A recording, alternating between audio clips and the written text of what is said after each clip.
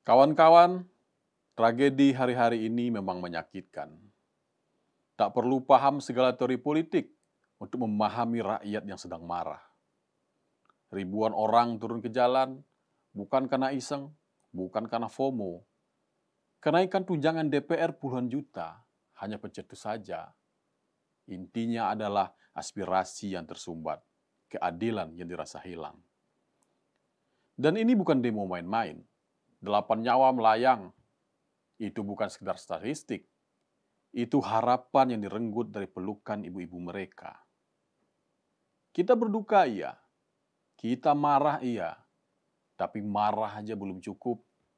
Kalau duka ini cuma jadi caption di Instagram, berarti mereka gugur sia-sia.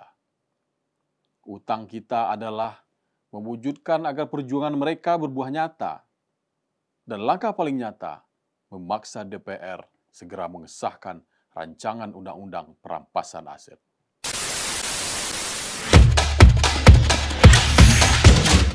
Sekarang mari kita bahas, apa sih RUU perampasan aset itu? Mengapa begitu penting? Gampangnya gini, kalau disahkan, pejabat atau siapapun yang terbukti korupsi, nggak bisa lagi enak-enak nikmatin hasil curiannya. Negara bisa langsung ambil, rampas, dan balikin ke rakyat. Kenapa penting? Karena selama ini, meskipun koruptor di penjara, aset mereka tetap aman. Mereka bisa titip ke keluarga, ke kolega, atau diparkir di rekening luar negeri. Begitu bebas, ya tinggal pesta lagi. Sementara rakyat yang jadi korban tetap miskin. Sekolah rusak, rumah sakit nggak layak, jalan bolong di mana-mana, karena duit pembangunan udah digerogoti duluan. Jadi ini bukan soal teknis hukum. Ini soal keadilan, soal ngembaliin uang rakyat yang dirampas diam-diam. Coba lihat data dari PPATK. Tahun 2024 ada transaksi mencurigakan 1.459 triliun rupiah. Dari itu, 984 triliun rupiah diduga terkait korupsi. Itu uang siapa? Bukan uang DPR, bukan uang pejabat, itu uang rakyat. Dari pajak tukang ojek, dari keringat buruh, dari jerih payah petani. Jadi kalau ada pejabat korup beli mobil sport atau bangun villa mewah, itu sejatinya uang rakyat yang mereka rampas. Satu mobil sport mereka bisa setara dengan ratusan desa yang nggak punya puskesmas layak. Dan jangan lupa, judi online. Transaksinya udah tembus ribuan triliun per tahun. Tapi yang balik ke rakyat, nyaris nggak ada. Kenapa? Karena sistem kita masih menunggu vonis pidana ingkrah. Kalau pelakunya kabur gimana? Pura-pura sakit gimana? Kalau kasusnya diulur sampai basi, ya wassalam, duitnya lenyap, pindah ke luar negeri. KPK dan PPATK udah berkali-kali teriak, mereka bisa lihat uangnya, tapi nggak bisa menyentuhnya. Dan di tengah data segila ini, jangan heran muncul filsafat baru dari para koruptor. Bunyinya, lebih baik kaya di penjara daripada miskin di luar. Korupsi sebanyak mungkin, masuk bui sebentar nggak masalah, keluar bui, duit haram masih menunggu untuk dinikmati, bahkan diwariskan. Di negara kita, korupsi bukan sekedar kejahatan, lebih mirip investasi berisiko rendah hasil tinggi. Risikonya kecil, hukum longgar, uang tetap mengalir, dan parahnya sistem kita seolah membiarkan filosofi itu.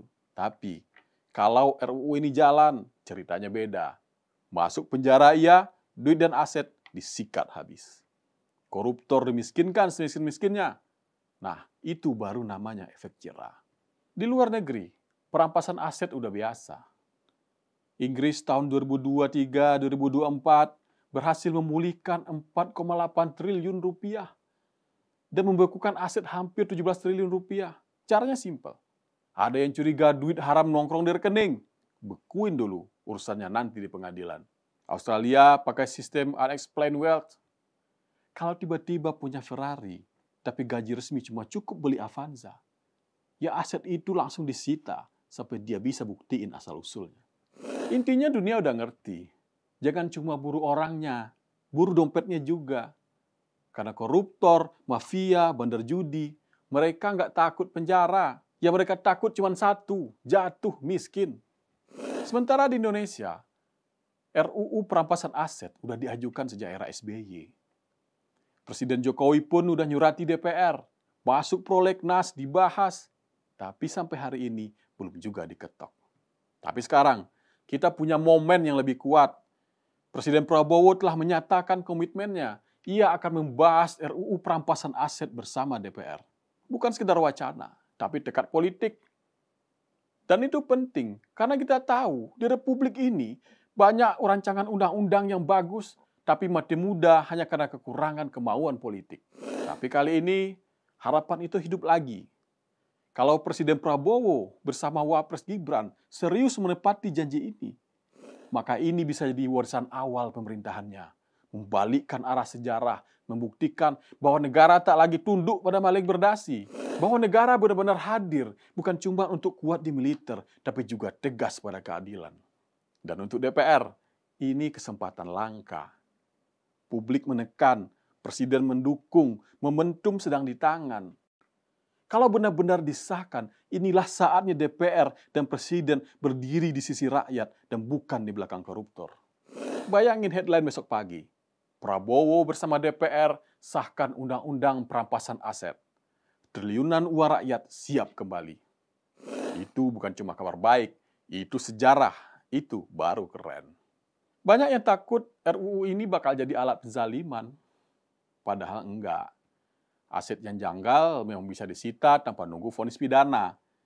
Tapi bukan berarti bisa semena-mena. Semua tetap lewat pengadilan, ada proses pembuktian, ada hak untuk membela diri, ada mekanisme banding. Ini bukan jalan pintas, ini jalan hukum yang adil tapi tegas.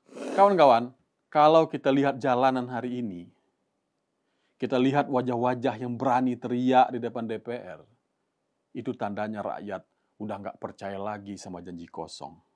Dan DPR bersama pemerintah harusnya sadar, demonstrasi ini bukan cuma soal tunjangan, ini soal rakyat yang nuntut balik haknya.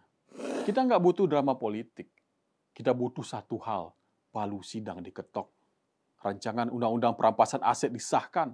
Ada pepatah Jawa bilang, adigang, adigung, adiguna bakal bukan sanding diri. Siapa yang serakah dengan kuasa, dengan harta, dengan kepintarannya, akan hancur oleh keserakahannya sendiri. Dan hari ini, rakyat sudah kasih peringatan keras. Pilihan tinggal dua, mau terus jadi negara yang ramah sama maling, atau jadi bangsa yang berani mengambil kembali hak rakyat. Karena sejarah selalu mencatat, di mana keadilan gagal ditegakkan lewat hukum, rakyat akan menuntut lewat jalanan. Saya Beni Iniatullah, sampai jumpa.